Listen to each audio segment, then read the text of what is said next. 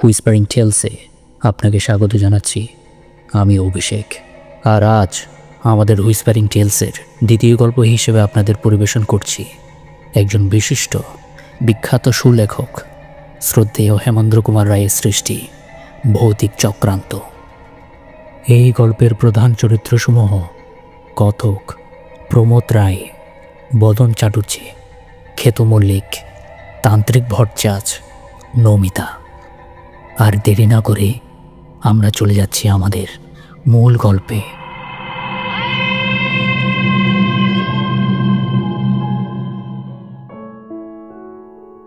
শিল্পী প্রমোদ রায়ের নাম অনেকের কাছে সুপরিচিত।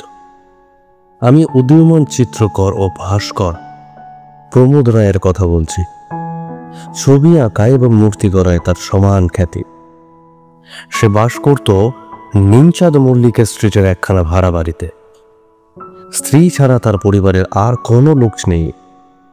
বাড়িখানা ছোট হলেও সে কোনো অসুবিধা বোধ করত না। নিচের তলায় ছিল তার কারুকক্ষ বা স্টুডিও। তার দিনগুলি কেটে যাচ্ছিল দিব্যি নির্ভাবনায়। কিন্তু হঠাৎ হলো এক মুশকিল। বিনা মেঘে বজ্রপাতের মতো এক নোটিশ এসে হাজির। এ বাড়ি ছেড়ে তাকে উঠে যেতে হবে। কলকাতায় তখন ভাড়া বাড়ির একান্ত অভাব। পাড়ায় পাড়ায় উদ্বাস্তুদের ভিড়। মোটা টাকা সেলামি এবং ত্রিগুণ ও চতুর্গুণ ভাড়া দিতে চাইলেও খালি বাড়ি ভাড়া পাওয়া ভার হয়ে উঠেছিল। অধিকাংশ বাড়িওয়ালাই পুরাতন ভাড়াটিয়া উঠে দিলে খুশি হয় এবং নতুন ভাড়াটিয়া বসিয়ে বেশি লাভ করবার লোভে। প্রমোদ বাড়িওয়ালার দাবি সহজে মানতে রাজি হল না। বাড়িওয়ালার নালিশ করলেন। মামলা হলো এবং মামলায়ও সে হেরে গেল। বাড়ি ছাড়বার জন্য সে সময় পেল মাত্র 1 মাস। ইতিমধ্যে ঘটতে লাগলো অদ্ভুত সব কাণ্ড। প্রমোদদের ঠিক পাশের বাড়িতে থাকতো নরহরি দাস, মফস্বলের লোক। কলকাতায় বাস করত ব্যবসা সূত্রে। মাঝখানের একটা পাঁচিল টপকালি তাদের বাড়ির ছাদ থেকে অনায়াসেই প্রমোদের বাড়ির ছাদের উপর এসে পড়া যেত। নরহরির চেহারাখানা ছিল আদর্শ গদিওয়ালার মতো, মোটা সোটা, বেটে সেটে, কালো কালো দেহ একটা, চাঁদের মতো গোলাকার মুখমণ্ডল, সাজগোজও ততই বছর। সে পরম বৈষ্ণব, মাথায় চৈতন্য চটকি, কপালে ও নাসিকায় তিলক মাটির চিহ্ন এবং কণ্ঠদেশে 3 সার তুলসীর মালা।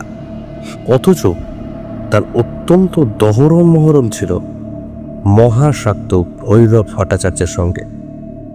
ভৈরবের চেহারা ছিল লম্বায় চওড়ায় দশাশই। হাস্য ছিল অট্টহাস্যের মতো এবং বাক্য ছিল হুঙ্কারের মতো। তান্ত্রিক ক্রিয়া ছিল তার পেশা এবং মদ্য ও মাংসই ছিল তার প্রধান পানীয় ও খাদ্য।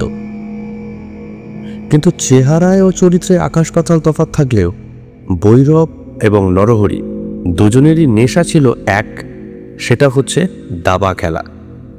রোজ সন্ধেবেলায় নরহরি তাম্বুল চর্বণ করতে করতে এবং ভৈরব তামাকু টানতে টানতে দাবা বোর্ডের ছকের সামনে বসে খেলায় বিভোর হয়ে থাকত।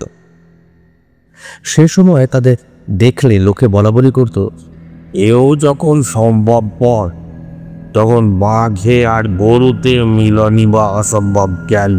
হ্যাঁ, কিন্তু এমন মিলনেও তাগড়া পড়ল। আচম্বিতে মেনিনজাইটিস রোগে নরহরি হলো গতাসু এবং সে বাড়ি ছেড়ে দিয়ে দেশে চলে গেল তার পরিবর্গ নিয়ে। ভেঙে গেল সেখানকার দাবা বোর্ডের সন্ধ্যা আসর। নরহরির মহাপ্রস্থানে ভৈরব ভট্টাচার্য দুঃখ পেল বটে, কিন্তু পরম আনন্দ লাভ করলেন তার বাড়িওয়ালা ক্ষেত্র বা খেতু মল্লিক। নরহরি ভাড়া দিত মাসে 50 টাকা। খেতু মল্লিক এখন জো পেয়ে দাবি করে বসলো এককালীন 1000 টাকা সেলামি এবং মাসিক 150 টাকা ভাড়া। দিনকাল যা পড়েছে এবং দাবি নিশ্চয়ই অপূর্ণ থাকত না। এমনকি হবু ভাড়াটিয়ারাও আনাগোনা শুরু করে দিলেন। কিন্তু সহসা সংঘটিত হলো এক রোমাঞ্চকর এবং অভূতপূর্ব ঘটনা।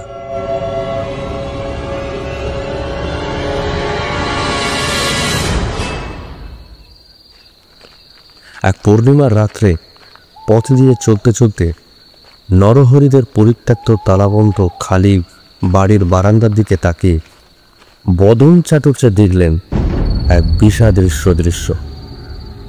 বারান্দার এক পাশে চুপ করে দাঁড়িয়ে আছে মুখ ছাড়া সর্বাঙ্গ সাদা কাপড়ে ঢেকে এক সন্দেহজনক মূর্তি।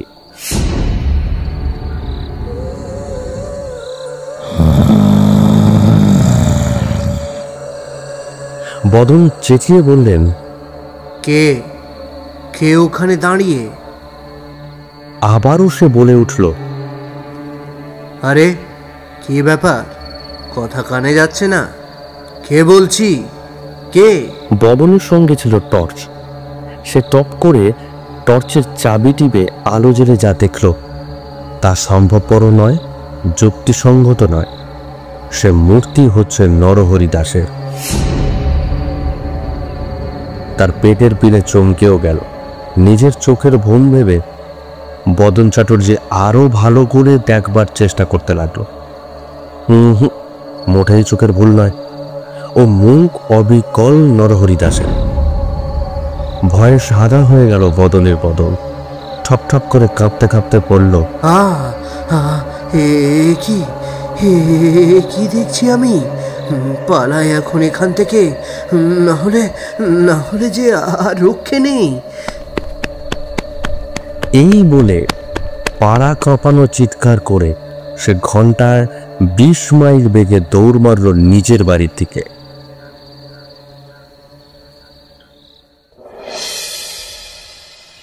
বলা বাহুল্য খবরটা পাড়ার ঘরে ঘরে রটে যেতে বেশি সময় লাগলো না।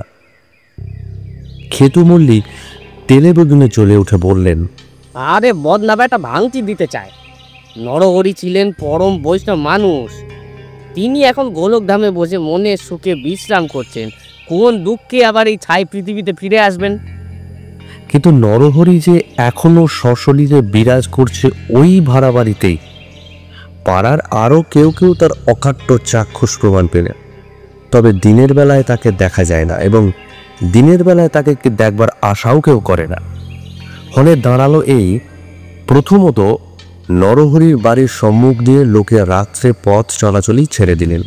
দ্বিতীয়ত হবু ভাড়াটিয়ারা খেতু মল্লিককে একেবারে বয়কট করলে। বিনা ভাড়াতেও নরহরির বাড়িতে বাস করবার মতো লোকও আর পাওয়া যাবে বলে মনে হয় না। অবস্থা যখন এই রকম, ঠিক সেই সময় তান্ত্রিক ভট্টাচার্য এসে বাসনা প্রকাশ করলেন।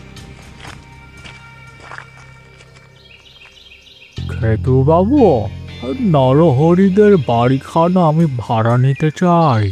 নিজের কানকেও বিশ্বাস করতে না পেরে খেতু মল্লিক বললেন, তাই নাকি? হ্যাঁ খেতু বাবু, আমি হচ্ছে তন্ত্রসিদ্ধ মানুষ। ওই বৈষ্ণবের প্রেতাত্মা আমাকে দেখলে পিঠ টান দেবার পথ পাবে না।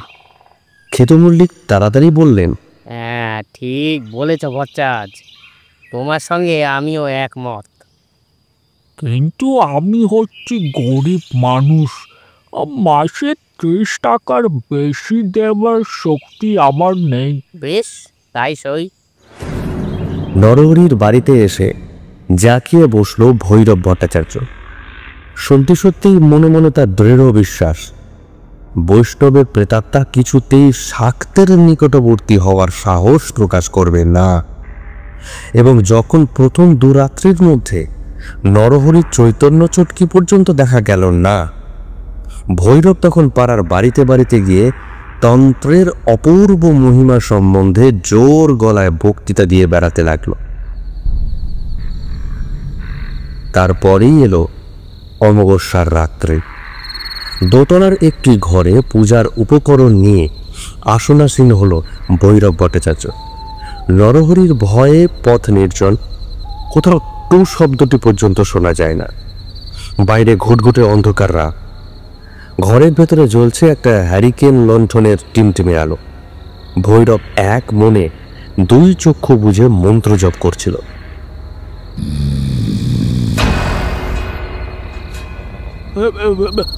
কে কে ওখানে? আচমকা একটা বিকৃত অনুনাসিক কণ্ঠস্বর শোনা গেল।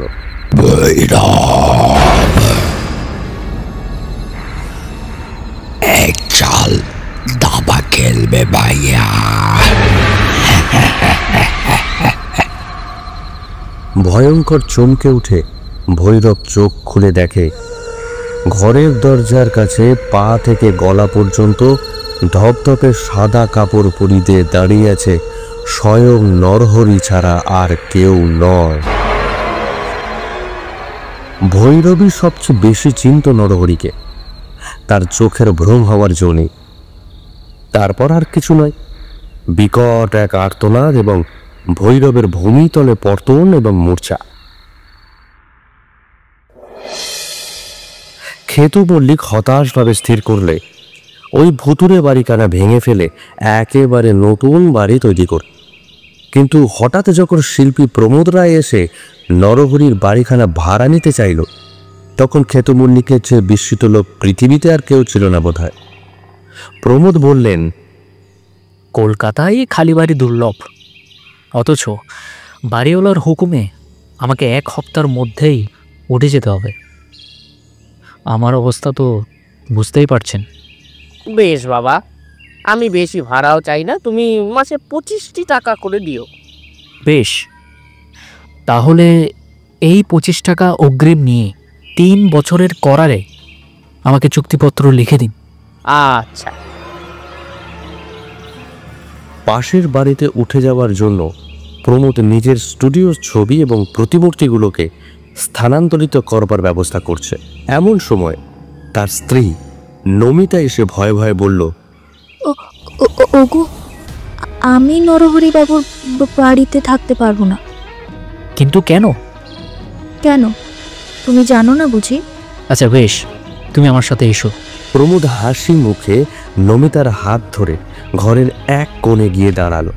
তারপর একখানা সাদা চাদর একধারে সরিয়ে নিতেই দেখা গেল একটা খড়ের কাঠামোর ওপরে বসানো হয়েছে নরহরির রং করা মাটি দিয়ে গড়া মুখমণ্ডল। নমিতা হতভম্ব। কি দেখছি আমি? আমি হচ্ছি ভাস্কর। নরহরির মুখ আমি অনায়াসেই গড়তে পেরেছি। পাঁচিল টপকে পাশের বাড়িতে যাওয়াও আমার পক্ষে কঠিন হয়নি। আমাকে সাহায্য করেছে আবছা রাত, মানুষের স্বাভাবিক ভয় আর কুসংস্কার। শেষ হলো আজকের এই বিশেষ গল্প, হেমেন্দ্র কুমার রায়ের রচিত ভৌতিক চক্রান্ত।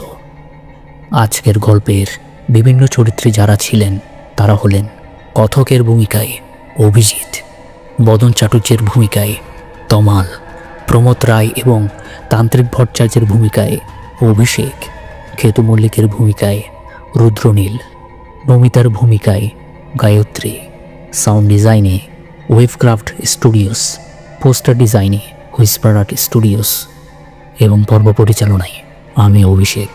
শেষ হলো আমাদের চ্যানেলের দ্বিতীয় গল্প, হেমেন্দ্র কুমার রায়ের অনবদ্য সৃষ্টি ভৌতিক চক্রান্ত। পরবর্তী গল্প নিয়ে আমরা আবারও হাজির হব হুইসপারিং টেলস। আর হ্যাঁ, গল্প কেমন লাগলো কমেন্ট বক্সে জানাতে কিন্তু ভুলবেন না। আজকের মতো শুভরাত্রি।